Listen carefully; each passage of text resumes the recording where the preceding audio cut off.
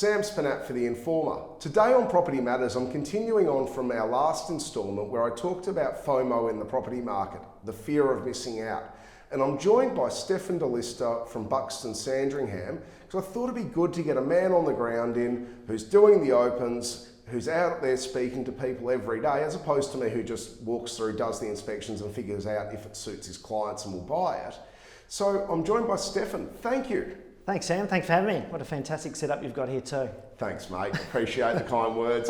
And look, I suppose we'll get into it, mate. We're hearing a lot of talk in the media about the market doing this, the market doing that. There's a lot of fear of missing out from buyers, or FOMO as I call it. And what are you actually seeing on the ground? Is there a little bit of panic setting in amongst buyers? Yeah, there is. I think, there's a couple of things. The lack of stock at the moment, and all of a sudden after 2020, people are making decisions whether to move into a newer, smaller, interstate, upsize, downsize, moving apart from each other. But we are seeing it all sort of come into one, especially with the low interest rates. I've been here for 10 years now, and my open for inspections are by far the busiest they've ever been. We had 3 start last week, and we're seeing upwards between 60 and 80 people per open. But going back to 2020 last year, 20 to 30 people would see out a campaign. So we're sort of seeing a lot of people jump in or test the waters, or having a sticky beak, and that's a perfect storm at the moment with low stock levels, and we are seeing some crazy results out there. Yeah, it's really interesting. I always kind of shake my head in disbelief when you say this, 50, 60, 70 groups through an open, because, I've been doing this a long time, nearly, 17 odd years. And we used to always talk that if you had your first open, you had 15, 20 groups through, you were kind of going, this is great. We've got a great start to a campaign. And now to hear those sort of numbers, as an agent, how do you actually manage that? So the opens are very busy. There's a few of us on board now taking names and numbers, but I always say the open for inspection, you don't want to talk too much about the property, because people are like sheep. If someone says a bad thing, they'll influence other people. So there is a lot of, time after the open for inspections, a lot of time on the phones. We're spending late nights on the phones now, just sort of weeding out who's in and who isn't, and who's ready to go and who isn't. Because as I said, the people are dipping their toe in the water. They're thinking, what should we do?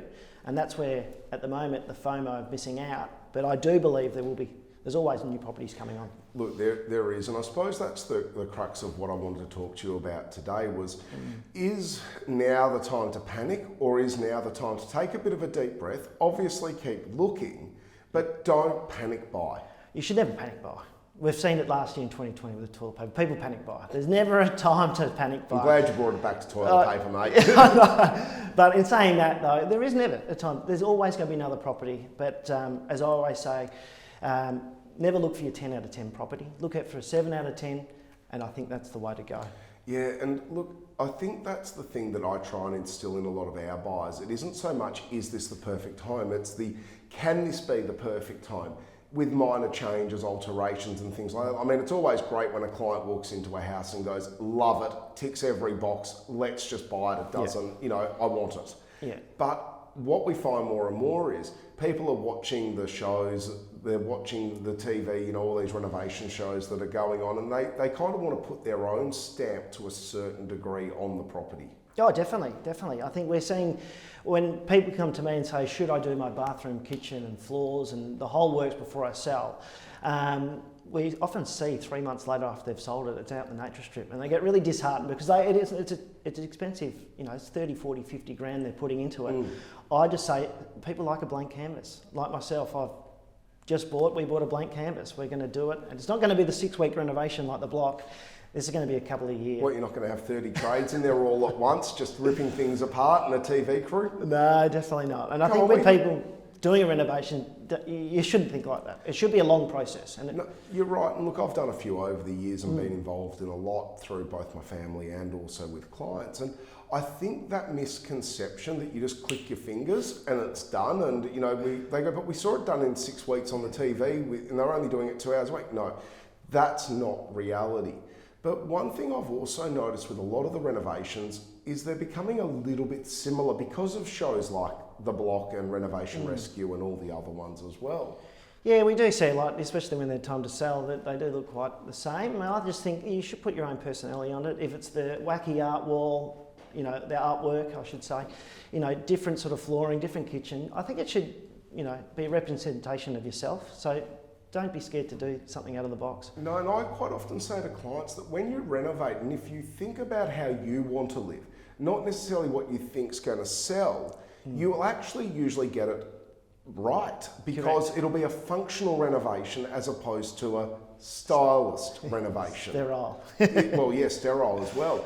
And I think that's where a bit of that misconceptions happen. But, you know, I think now more than ever, the cost of getting it wrong, because of how the market's performing and because money is cheap, you could actually be very detrimental to your future as well. Yeah, and sometimes even if it is, you know, the home you've lived in, people like a very homely home. It's not has to be the crisp renovation.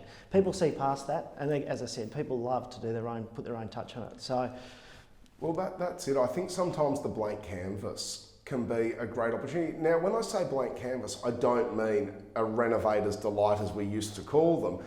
I mean that something that's clean, comfortable, livable, but just needs that last little bit to really bring it to the current standard. yeah, and that's where you should put your own touch on it, like your couple of bathroom, your tile choices, your tapware colours, your door handles.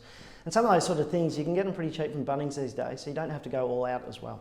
Yeah, exactly. Not everything needs to be a Frankie dish No, sink exactly. and things like that, as much as I love their stuff. Yeah. So I think that's more what we're seeing now is people just feel like they should do something because they should do something. I mean, last year we saw a lot of doom and gloom predicted in the media. I think people were a little bit nervous, but also some people have spent 12 months at home in a house they may not like, thinking about, well, can we fix this to be what we want? Or do we need to sell and relocate? And therefore they've spent time thinking about what they want. Are you noticing that as one of the drivers as well? Massively. We're seeing, I guess, 2020, we saw a lot of people go up north, which was a crazy amount of people, especially in our marketplace in the Bayside. I didn't think there was going to be as many as they did, but there is a hell of a lot of people that moved up there. But this year going into 2021, they've had a good 12 months of a market that hasn't done too much. But we're seeing a lot of people now, they've made up their mind, they're getting good media. Media's going nuts about property at the moment. They're having a look, they have a snoop around auctions and opens, and they're actually seeing some really positivity out there. So I believe that'll dictate the market the next couple of months. I think there'll be a lot of homes coming onto the market. Yeah, and that's something that I wanted to touch on really was we're seeing some hype and some pressure, but that also then brings out the vendors who then go, well, hang on, maybe now is the time I sell. Yep. And I suppose as the man on the ground, as I said, what are your inquiries like from potential vendors? Yeah, everyone's wanting to know what the market's doing, how the auction results are performing.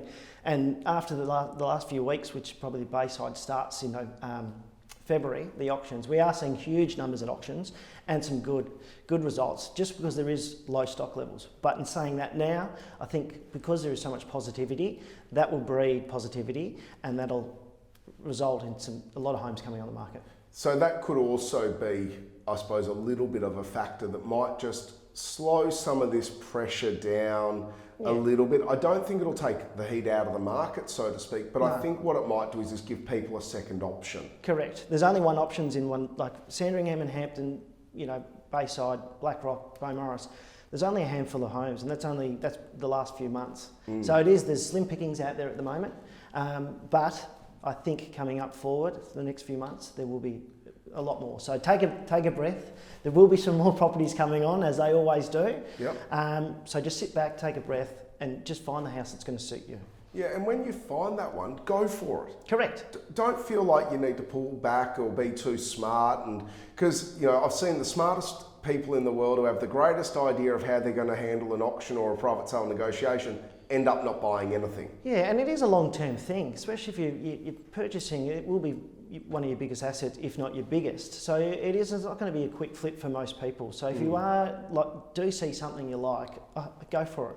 Because it could be 10, 12 years down the track, you're going to be living in this house. Yeah, and paying that little bit extra today, over the space of, as you said, 10, 12, 15 years, you're probably not going to remember it. And if you're buying in the right suburb, in the right part of the suburb, and as I always harp on about, the old location spiel was not just an agent with a speech impediment or nothing to say.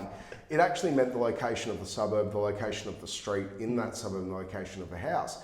If you've ticked those boxes, well, your capital appreciation should cover that little bit extra that you had to pay to get in there. Yeah, and time shows from the day dot. It's always a graph, and it's always going up. It's always as we say, bruises and bumps along the way.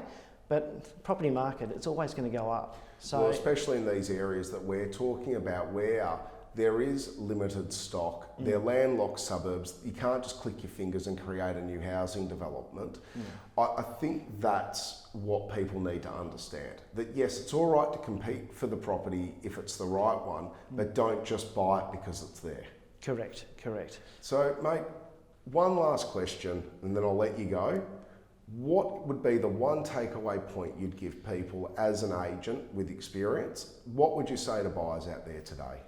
Don't panic buy. Take a deep breath. Find the house that's going to suit you or your family, and don't look for that 10 out of 10 property. If it's 7 out of 10, or if you can see value or could add value, go for it. Perfect. Thanks, Stefan. I'm Sam Spernat for TheInformer, and I've been joined today on Property Matters by Stefan Delyster from Buxton Real Estate Sandringham, and I thank you for your time today. Thank you.